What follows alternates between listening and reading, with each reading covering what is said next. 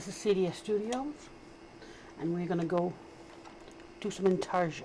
I wanted to design a sweater for myself, but I didn't want to do a big one first, so I decided to do it in a baby sweater. This is just a simple baby sweater, raglan type sleeves with a checkerboard pattern using the Intarsia Keyplate. And what I did is this one is 42 stitches across. I have 3 colors, so I divided 42 into 3,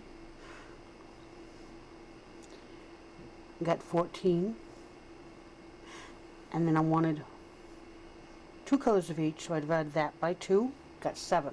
So each panel is 7 rows by 14, 7 stitches by 14 rows.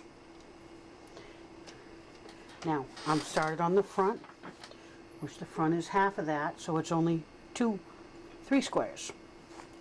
It's only 21 stitches. And to do the Intarsia with the Intarsia Keyplate, which is what this is, you pick your size of your keyplate, and I'm doing it at 2.5, so I'm right between the 2 and the 3.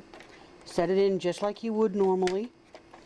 The first row you do, which I've already done, you run it across with no yarn in it.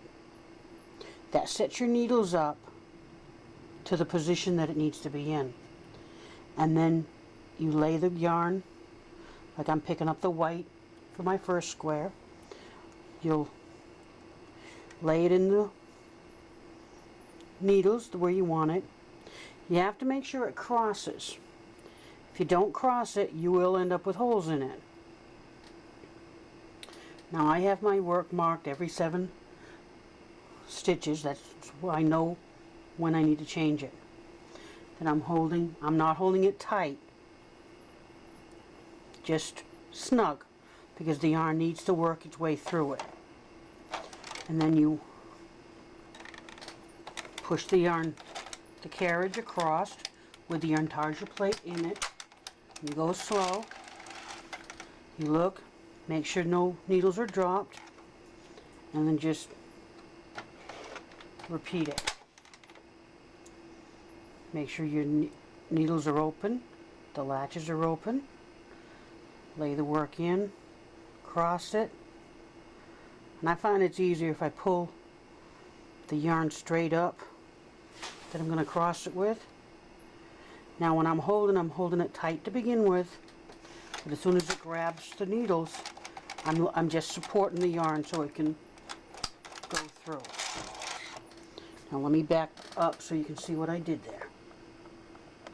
Okay, I lay the yarn across, pick up the next yarn so it crosses in the air, pull the old yarn down and over. Pull the new yarn up, cross in the air, pull it down, make sure all the latches are in the open position. You may have to pull the needle out a little bit sometimes. Now I'm holding it snug but not tight. And then I'm walking the carriage across, holding the yarn down, check and make sure everything gets knitted.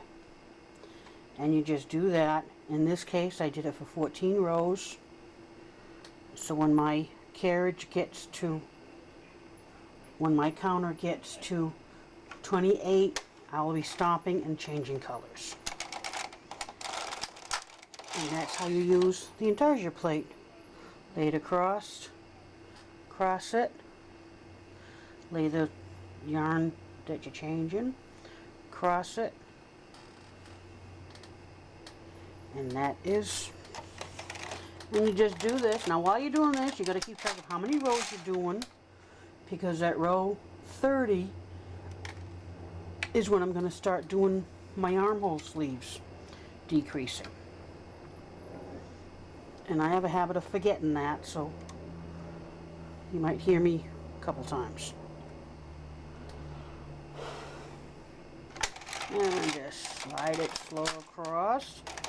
You will drop threads. Yeah, see? Speaking of it. Let's come on in so you can see what I'm doing here. I did drop a stitch. All I have to do is hook it back up and re-stitch the stitch. You will, if you don't know how to do it beforehand, you will learn how to reform the stitches that drop. And then bring the needle out again. And that is it. Thank you. I'll have more later.